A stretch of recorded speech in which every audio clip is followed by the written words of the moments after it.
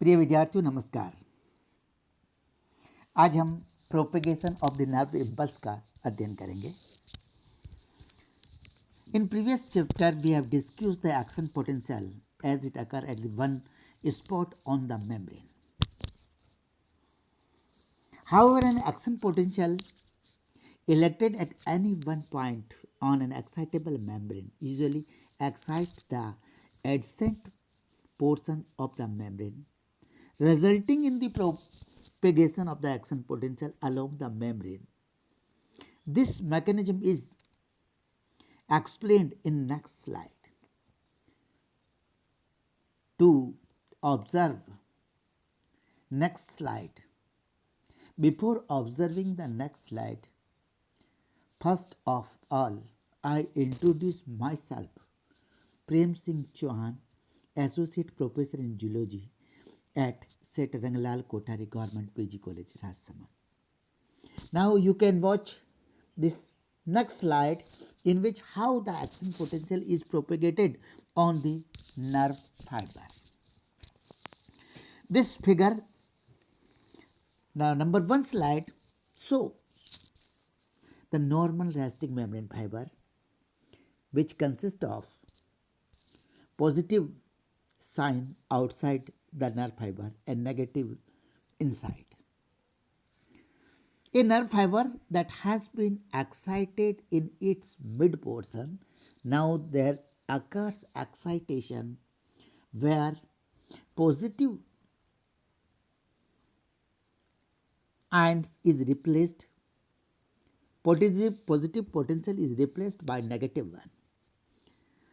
That is, the mid portion suddenly develop increased permeability to the sodium ion, so that sodium ion from the outside moves inward and outer side becomes more negative than the inner one. These arrows show a local circuit. These are the local circuit of current flow from the depolarized area of the membrane to the adjacent resting membrane areas. That is, positively electrical charges are carried by the inward diffusion sodium ions through the depolarized membrane, and then for several millimeters in both directions the axon, the core of the axon.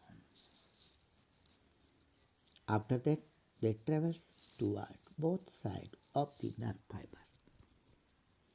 These positive charges increase the voltage for a distance of 1 to 3 millimeters inside the large myelinated fiber to above the threshold voltage value for initiating an action potential. Therefore,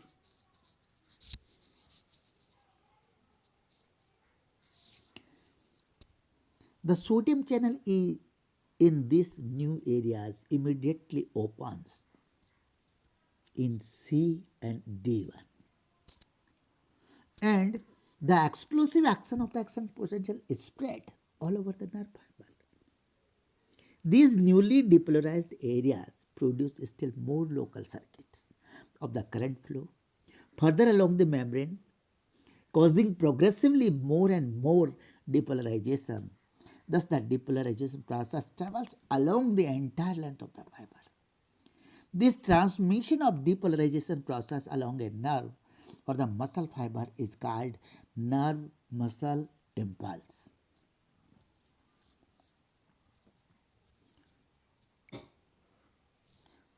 Direction of the propagation as demonstrated in this figure.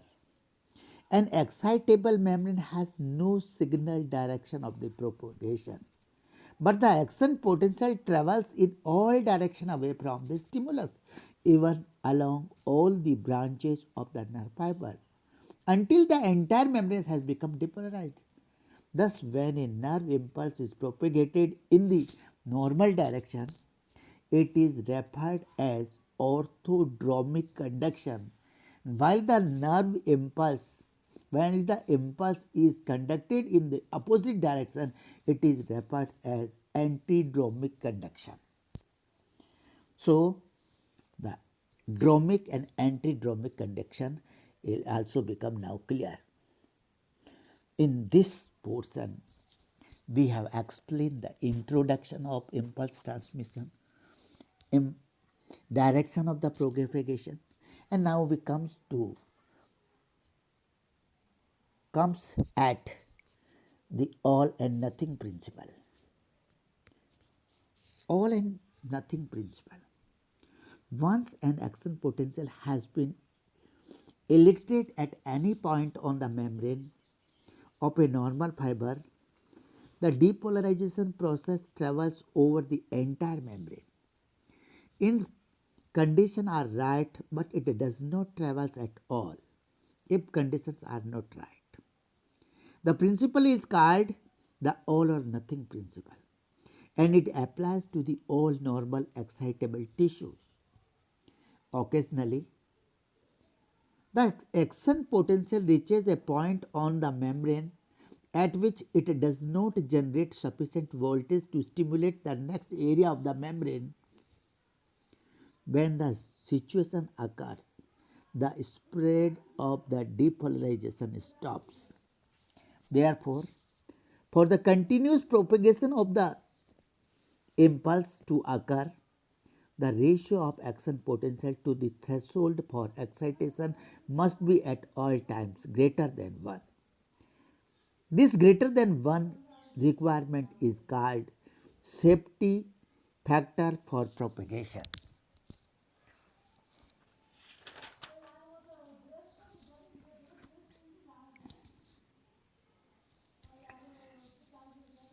Now we comes to the special characteristics of the signal transmission in the nerve trunks.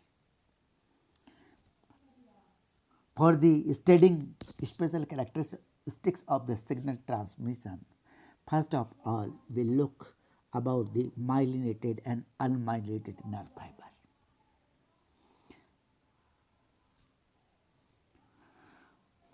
A typical small nerve revealing many large nerve fibers that constitutes most of the cross-section areas. However, a more carefully look reveals many more small fibers laying between the large one. The large fibers are myelinated and the small ones are unmyelinated. The average nerve trunk contains about twice as many as unmyelinated fibers as myelinated fibers.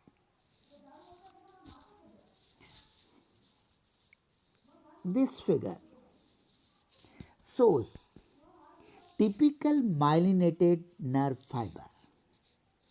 The central core of the fiber is an axon. This is an axon,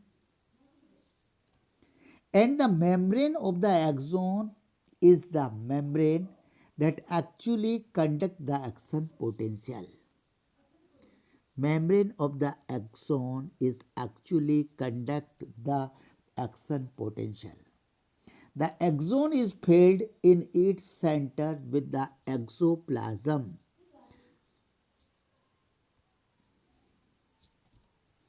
which is a viscid intracellular fluid. Surrounding the axon is a myelin sheath that is often much thicker than the axon itself, about once every 1 to 3 millimeter along the length of the myelin sheath is a node of Ranvier. The myelin sheath is deposited around the axon by Schwann cell in the following manner. The membrane of the Schwann cell first develops the axon. The Schwann cell then rotates around the axon many times, laying down multiple layers of the Schwann cell membrane containing the lipid substance sphingomyelin. This substance is an excellent electrical insulator that decreases ion flow through the membrane about 5000 fold.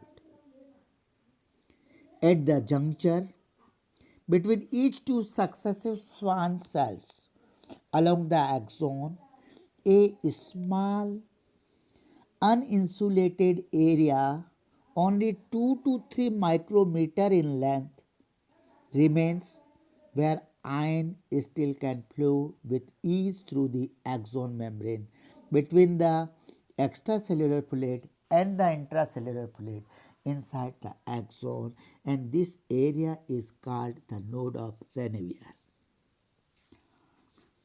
This yellow colored axon consisting of a membrane is axolemma,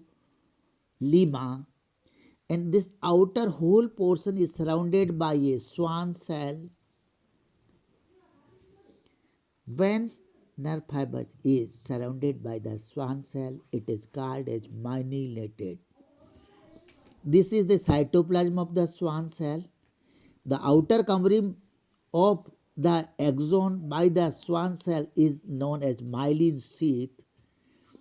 At the point where axolemma is not covered by the Schwann cells, there is a gap of 2 to 3 micrometer which is known as node of Ranvier.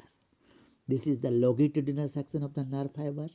The same has been explained through the transverse section of the fiber, nerve fiber. Now we comes to the saltatory conduction. Saltatory conduction in the myelinated nerve fiber from node to node. Even though most of the ions can flow through the thick myelin sheath of the myelinated nerves, they can flow with ease through the node of Ranvier. Therefore, action potential occurs only at the nodes. Yet the action potential are conducted from node to node as shown in next diagram. This is axon, this is Schwann cell, exoplasm, axolemma, Schwann cell, which is the outer covering of the axolemma, and this is known as myelin sheath. This is the space between the two Schwann cells of 2 to 3 micrometer, which is not covered by the Schwann cell. So this space is known as node of Ranvier, where transmission of the impulse or propagation of the impulse takes place. And when the impulse propagation takes place at the point of the node of Ranvier, it is known as saltatory conduction. And that is electrical current flow through the surrounding extracellular fluid outside the myelin sheath as well as through the exoplasm inside the axon from node to node, exciting successive nodes one after another. Thus, the nerve impulse jump along the fiber, which is the origin of the term saltatory. Saltatory conduction is of value for two reasons. First, by causing the depolarization process to jump long interval along the axis of the nerve fiber, this mechanism increases the velocity of the nerve transmission in the myelinated fiber as much as 5 to 50 folds. Second, saltatory conduction conserves energy for the axon because the only node depolarizes, allowing perhaps 100 times less loss of ions that would otherwise be necessary and therefore requiring little energy expenditure for re-establishing the sodium and potassium concentration difference across the membrane after a series of nerve impulses. The excellent insulation afforded by the myelinated membrane and 50-fold decrease in the membrane capacitance, also allowing repolarization to occur with little transfer of the ion.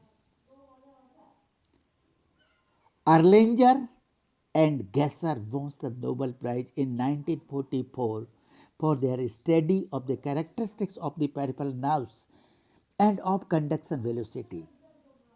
They classify nerves based on their diameter and myelination and the conduction velocity and a modification of this.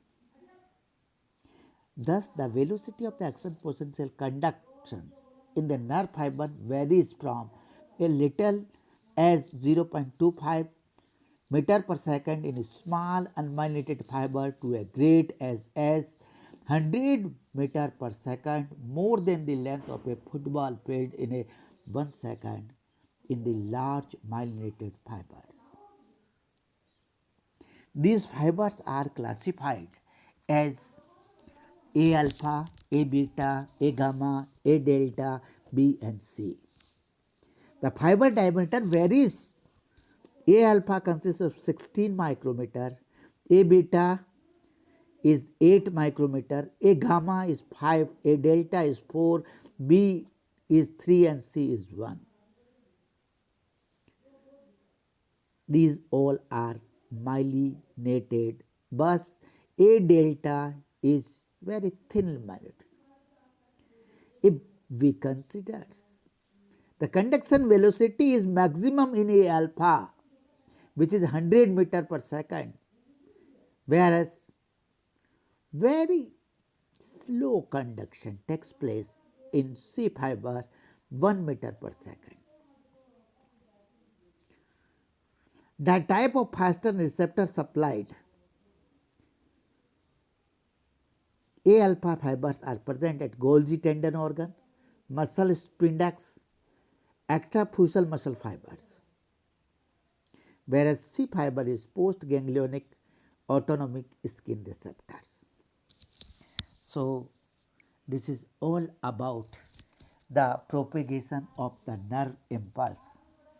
Now we comes to the assignment. Today our assignment is question number first, explain the propagation of the nerve impulse.